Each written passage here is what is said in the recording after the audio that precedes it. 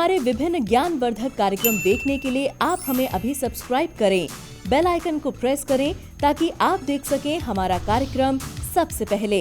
और अधिक जानकारी के लिए फेसबुक पेज को लाइक करना न भूलें। जय माँ इंद्राक्षी। इंद्राक्षी धाम में दर्शकों आप सभी का हम हार्दिक स्वागत करते हैं।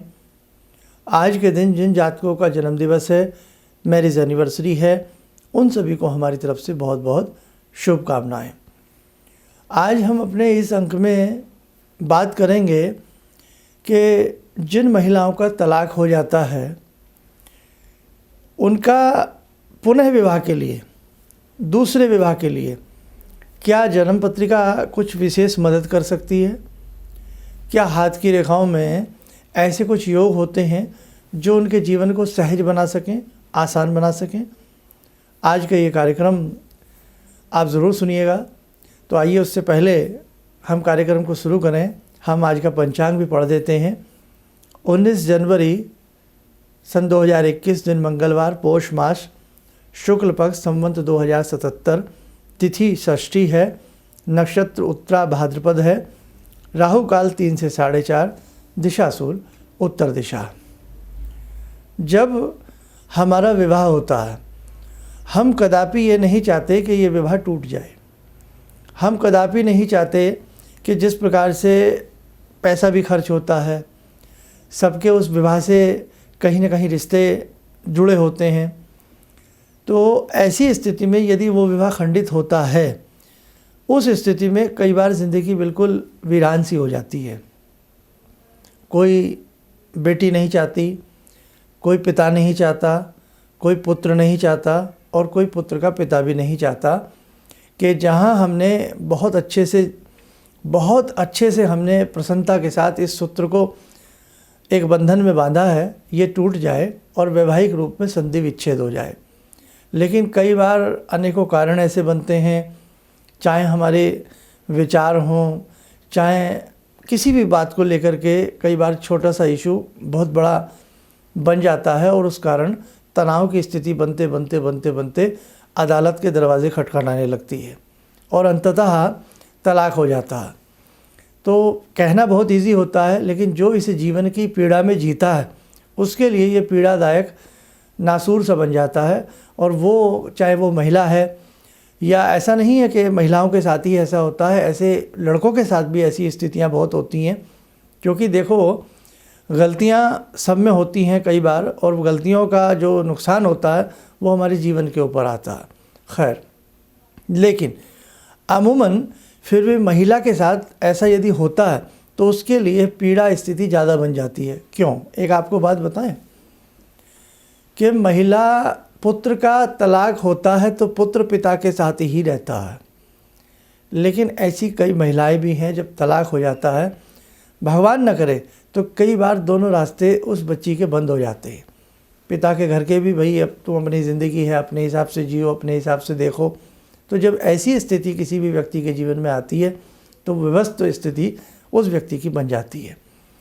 तो मैं ऐसी बेटियों से यही बात कहूँगा कि आपको उस स्थिति में नर्वस नहीं होना, आपको उस स्थिति में परेशान नहीं होना। यहाँ आपकी जन्म पत्रिका एक बहुत बड़ी आपकी हेल्प कर सकती है, आपकी बहुत बड़ी मदद कर सकती है। कैसे? आप में से बहुत ऐसे भी बच्चे होंगे जो इस कार्यक्रम को सुन करके ये कहेंगे कि हमने जब ये शादी की तो भी हमने कुंडली दिखाई थी, लेकिन फिर टूट गई। अब दोबारा आप फिर कह रहे हैं कि कुंडली में ऐसे योग होते हैं। तो ऐसे क्या योग होते हैं? हमेशा ध्यान रखें, जब कुंडली मैच मेकिंग की जाती है, कई पहलू ऐसे होते हैं जिन्हें हम भूल जाते हैं। पहला पहलू, क्या आप दोनों की डेट ऑफ बर्थ एक्यूरेट है? क्या आपका समय एक्यूरेट है? जो आपकी जन्म पत्रिका को देख रहा है, मिला रहा है, क्या उस व्यक्ति के पास ज्ञानपूर्ण है, वो सक्षम है? क्या कंप्यूटर बाबा की सहायता तो आप नहीं ले रहे? तो बहुत ऐसी सारी चीज़ें हैं कि कमियां मिलान करने वाले में भी होती हैं, कमियां आपकी डेट ऑफ बर्थ में भी होती हैं, तो मिलान उपयुक्त नहीं हो पाता। अगर सही से कोई आपकी मैच मेकिंग करता है तो मैं मान ही नहीं सकता कि कहीं गलती रह जाए। तो इसलिए उस चैप्टर को तो अब हम छोड़ देते हैं, अगले चैप्टर की तरफ चलते हैं कि हमारी शादी हुई और शादी हुई हमारी टूट गई, चाहे हम लड़के हैं या लड़की हैं, जो भी हैं, भाई घर तो दोनों के टूटते हैं ना। अब उस स्थिति में हम अपना आगे का जीवन कैसे गुजारें। कई बार हमारी प्राण शक्ति ऐसी होती है कि अब हम शादी ही नहीं करेंगे। क्यों?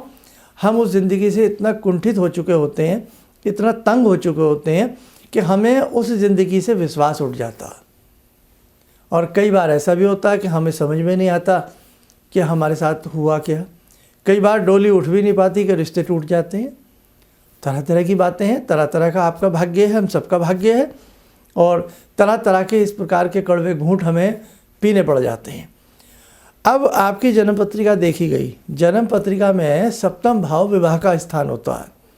सप्तम भाव को कोई भी एस्ट्रोलॉजर जब आपकी कुंडली को मैच करता है तो सप्तम भाव ज़रूर देखता है।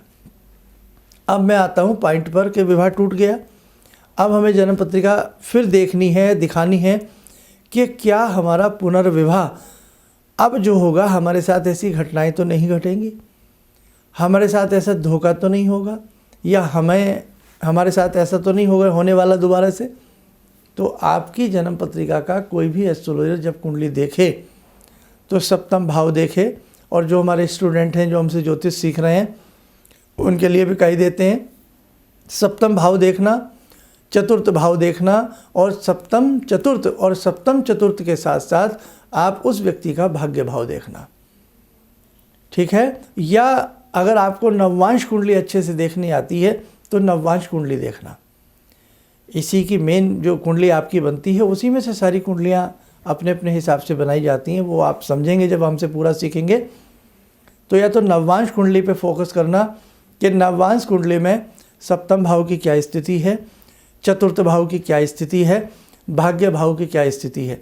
ऐसी जो बेसिक कुंडली होती है, जो बेसिक लगन चार्ट होता है, उसमें सप्तम भाव क्या कहता है, भाग्य भाव क्या कहता है, चतुर्थ भाव क्या कहता है कि हम आगे शादी करें या ना करें, और करें तो हम उसके लिए क्या करें। अब मैं तीनों भावों की एक बात और बता दूं सब बच्चों से। चतुर्थ भाव किसी भी व्यक्ति के सुख को डिक्टेट करता है। किसको? सुख को। उसमें छिपा होता है आपको सुख कैसा रहेगा। अब सुख तरह तरह के होते हैं। संपत्ति का सुख, आपके वैवाहिक जीवन का सुख, आपकी संतान का सुख, आपकी माया का सुख, आपकी काया का सुख, तरह तरह के सुख होते हैं। नवम भाव किसी भी व्यक्ति के भाग्य का होता है कि इस व्यक्ति का भाग्य कैसा रहेगा। कुछ व्यक्ति जन्म से ही भाग्य के हेटे होते हैं, कुछ व्यक्ति जन्म से ही भाग्य के सिकंदर होते हैं। आपका भाग्य कैसा रहेगा? आपके भाग्य का जो कारक भाव है, आपके भाग्य स्थान का जो स्वामी है, या उसमें बैठा जो ग्रह है, चाहे गोचर गति से हो या जन्म के हिसाब से हो, जन्म भाव का हो, तो उसकी स्थिति आगे आने वाले समय में कैसी होने वाली है। अगर नवम भाव की स्थिति हमें आने वाले फ्यूचर में सुदृढ़ नज़र आती है, अच्छी नज़र आती है, तो आपके अगले विवाह में किसी तरह की कोई दिक्कत नहीं आएगी। और देखो, आप कहते हैं ना ज्योतिष पूरा गणित है, पूरी ज्योतिष कैलकुलेशन है। आपकी भाग्य भाव की महादशा चल रही है, और भाग्य भाव की जब महादशा चली उसी वक्त तलाक हो गया, तो क्या है, आपके भाग्य भाव के जो ग्रह हैं, आज थोड़ी ज्योतिष की बातें हैं, कॉम्प्लिकेटेड सी हैं, आम लोगों के लिए समझ में नहीं आएंगी, लेकिन सुनिएगा ज़रूर। नवम भाव की जो कारक ग्रह हैं उनकी महादशा चल रही है, तलाक हो गया। तो तलाक किस दशा में हुआ? भाग्य भाव की ग्रह दशा में। अब वो देखो वो महादशा कब तक चलेगी, या उस महादशा के बीच में शुभ ग्रह की स्थिति कब आएगी जो आपके फेवर में है। बहुत सारी बातें हैं मेरे दर्शकों जो देखी जाती हैं, समझी जाती हैं और आप लोगों को बताई जाती हैं। आपको समय दे दिया जाता है कि आपके 6 महीने सही नहीं है, आपका भी 1 साल सही नहीं है, तो वो समय शांति से गुजार लेना चाहिए। लेकिन मैं आज के इस अपने एपिसोड में आपको एक संदेश ज़रूर देना चाहूँगा कि जो बच्चियाँ ये मन मार करके बैठ गई हैं कि अब हम शादी नहीं करेंगे, हमारे साथ ऐसा हुआ, तो ऐसा आप ना सोचें। ज़िंदगी जीने को एक ही मिलती है ना? तो इसी ज़िंदगी को हमें अच्छा बनाना है, इसी ज़िंदगी के लिए हमें कुछ करना है। अब आप बाय द वे किसी अच्छे बिजनेस में हैं, आप किसी अच्छी जॉब में हैं, या आप घरेलू भी लड़की हैं और आपके पास सब कुछ संपत्ति भी अच्छी है, या संपत्ति भी नहीं है, तो आपको किसी तरह की कोई चिंता नहीं करनी। अपना अगला जीवन संवारने के लिए हमारे ऋषियों ने एक ज्योतिष विद्या को बनाया है, ताकि एक आईना है। तभी तो कहते हैं एस्ट्रोलॉजी एक मिरर है भविष्य का। तो आप उसके माध्यम से देख सकती हैं कि अब मैं स्टेप उठाऊं तो कब उठाऊं, मेरे मम्मी पापा रिश्ता करें तो कब करें और कैसे करें, किस प्रकार की कुंडली के साथ संयोजन हमारा तालमेल बैठ सकता है। तो बस आज का मेरा आपसे यही कहना था कि कतई भी अपने मन को छोटा नहीं बनाना, कतई भी अपनी आत्मा को मन को मारना नहीं है। एक उत्साह के साथ एक अपने नए जीवन को शुरू करना है। देखो रिश्ते टूट जाते हैं, होता है, ऐसा जीवन में होता है, लेकिन कई बार लड़के की शादी तो हो जाती है। कई बार हम लव मैरिज कर लेते हैं, लव मैरिज चल नहीं पाती है, लड़का अपना घर पुनः बसा लेता है और लड़कियां वंचित रह जाती हैं, रोती रह जाती हैं, तड़पती रह जाती हैं, माँ बाप को भी नहीं बोल पाती हैं। तो मैं ऐसी स्थिति में भी आप बच्चों से यही कहना चाहूँगा कि आप किसी अच्छी एस्ट्रोलॉजी का सहारा ले लें और अपने जीवन को ऐसे ख़राब ना करें। जीवन बहुत कीमती है, अपने जीवन को हंसी खुशी के साथ आगे आने वाले समय के हिसाब से उसे बिताने का प्रयास करें। आपके चेहरे के रूप में आप पहली बार दुनिया में आए हैं, नाम आपके जैसे हज़ारों लाखों लोगों के हो सकते हैं, पर यह चेहरा आईने में जब दिखेगा वो केवल आपका ही है। इसलिए अपने चेहरे पर प्रसन्नता लाने के लिए ज्योतिष भी एक आईना है, वो आपको बहुत अच्छी गाइडेंस दे सकता है। तो आप वैदिक जन्म पत्रिका भी बनवा सकती हैं। उसके माध्यम से भी आप बहुत कुछ अपने जीवन में अच्छे सुझाव प्रस्तुत कर सकती हैं। और हमारे मनीषियों ने अच्छे अच्छे मंत्र भी बताए हैं, अच्छे अच्छे उपाय भी बताए हैं, अच्छे अच्छे तरीके भी बताए हैं, लेकिन बशर्ते आपकी डेट ऑफ बर्थ सही हो, जिसके साथ शादी हम करना चाह रहे हैं, रिश्ता हम करना चाह रहे हैं, हमारा परिवार, उसकी डेट ऑफ बर्थ एक्यूरेट हो। तो बहुत सारी चीज़ें यदि सही हैं तो गणना, कैलकुलेशन, गणित सही निकल करके आता है और ज़िंदगी की जोड़ तोड़ का गणित फिट हो जाता है, परफेक्ट हो जाता है। किसी के पास ऐसा नहीं है तो भी ऋषियों ने कमी नहीं छोड़ी है।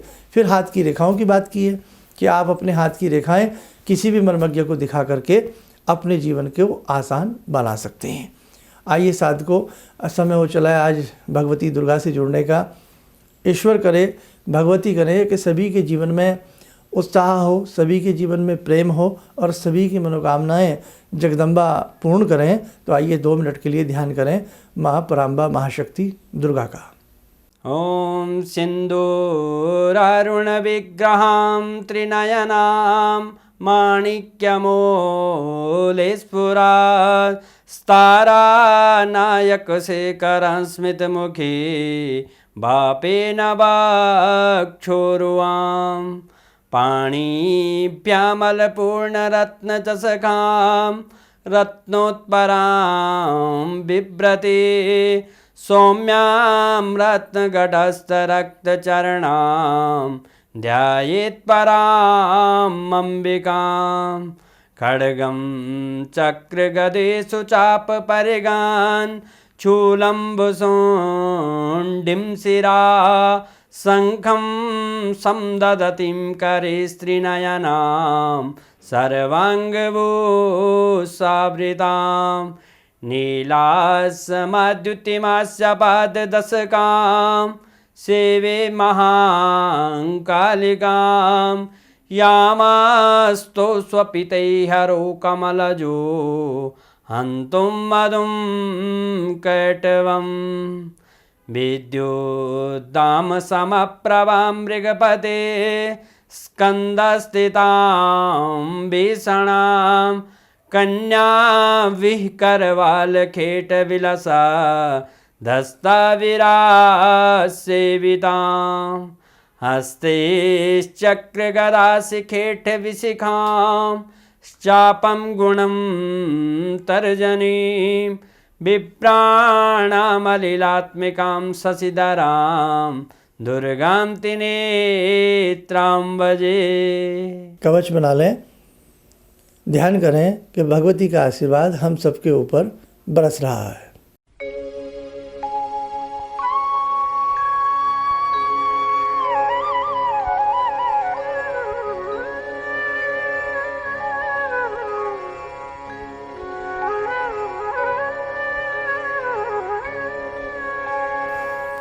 ओम बोलते हुए नेत्र खोलें, सामान्य हो जाए। तो आज जो मैंने बताया ये थोड़ा सा अलग हमारा ये विषय रहा। मेरी किसी भी बात को अन्यथा ना लें, बस मेरा कहने का भाव यही है कि ज्योतिष अंधेरे को प्रकाश में बदलने वाली एक ऐसी विद्या जिसे हम ज्योतिष कहते हैं, यानी कि ज्योतिष कहते हैं। गुरु जो हमारी रूह को आनंदित कर दे, हमारे जीवन को प्रकाशमान बना दे, हमारे जीवन को ज्ञान से भर दे, उसे हम गुरु कहते हैं। और हमारे जीवन के अंधकार को मिटा दे, उसे हम ज्योतिष कहते हैं। तो आप इस विशेष विद्या से, भारत की इस महती प्राचीन विद्या से आप लोग लाभ उठा सकते हैं। इन्हीं शब्दों के साथ हम अपनी वाणी को विराम देते हैं। जय माँ इंद्राक्षी। मुझे ये अंदर से विश्वास हो रहा था कि जो चीज़ 2-3 मैं ढूंढ रही हूँ, क्योंकि थोड़ी बहुत मैं भी भगवान में आस्था रखती हूँ, तो मैं ये सोची थी कि मुझे वो चीज़ें मिल जाएंगी। और रियली मुझे आज यहाँ बैठ के ऐसा लगा, जो आपने 2-3 चीज़ें करने के लिए बताई हैं, कि शायद मेरी समस्याओं का हल शुरू हो गया आज से। किसी भी समस्या के समाधान के लिए मिले प्रसिद्ध हस्तरेखा एवं वास्तु विशेषज्ञ प्रोफेसर धर्मेंद्र शर्मा जी से। नोट: शिविर में भाग लेने हेतु एवं व्यक्तिगत रूप से मिलने के लिए कॉल करने का समय सुबह 10 बजे से शाम 6 बजे तक। हमारे विभिन्न ज्ञानवर्धक कार्यक्रम देखने के लिए आप हमें अभी सब्सक्राइब करें, बेल आइकन को प्रेस करें ताकि आप देख सकें हमारा कार्यक्रम सबसे पहले। और अधिक जानकारी के लिए फेसबुक पेज को लाइक करना न भूलें।